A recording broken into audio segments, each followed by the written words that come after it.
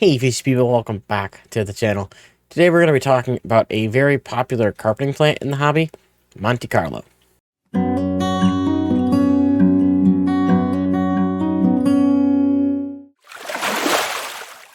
Now Monte Carlo, or Micranthemum tweedii, it's on the screen, is a freshwater plant from South America in countries like Argentina.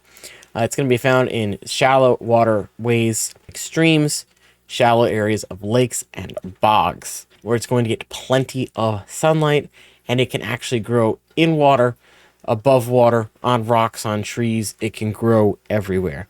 As mentioned, of course, this is a carpeting plant. It's going to get a nice light green color to it, not too dark, but a nice green to it. It's also going to want the following water parameters. Typical pH range anywhere from 6 to 8. I've seen other things that say like 6 to 7, 8. So, there's a more fine range. But as long as your water between 6 and 8, you should be okay. And temps between 68 to 78. Again, I saw different ranges for that as well, saying they can go down to the 40s and upwards of 80.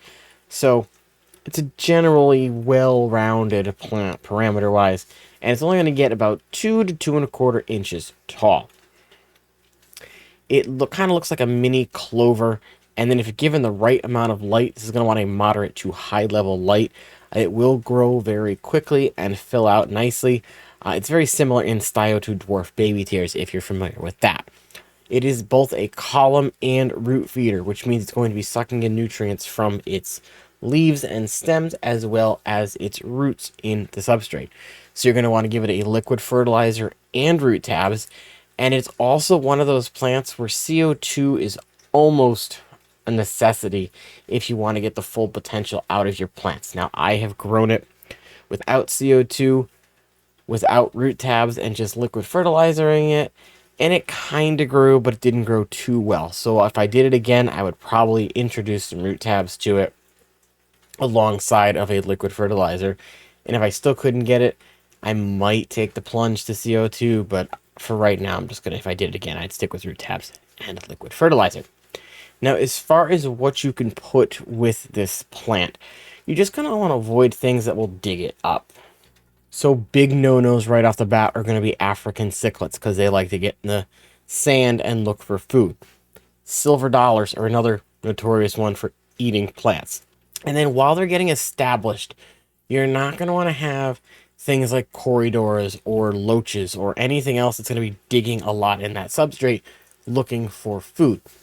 Once the plant is established, however, and has that nice root structure where it's growing, it's propagating, and it's got a solid, tight grip in your substrate, then you can introduce things like corridors or various loaches to your tanks, and you won't have as much of an issue when they, get up in there with their little barbels and try to dig through your substrate.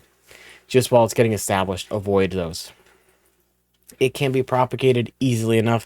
When you notice new growth, you're going to take your scissors and cut it along the root and then simply replant it. And you have a whole new plant. It's basically like splitting grasses or splitting another plant outside. Overall, this is a very easy carpeting plant if you give it what it needs. So you're going to need to give it a liquid fertilizer, give it a root tab, give it those CO2 injections. So it does require 3 things that some other easy plants don't. So for that reason, that does require those 3 things to get the full potential out of the plant. I'm only going to be able to give the Monte Carlo a 5 out of 10. Sorry, plant people that love this.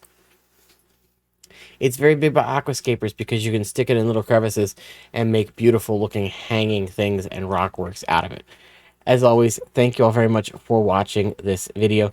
If you did enjoy it, please remember to hit the like button and leave a comment down below. Let me know if you've kept this plant before, if you used it in an aquascape or anything like that. And I'll see you in the next one.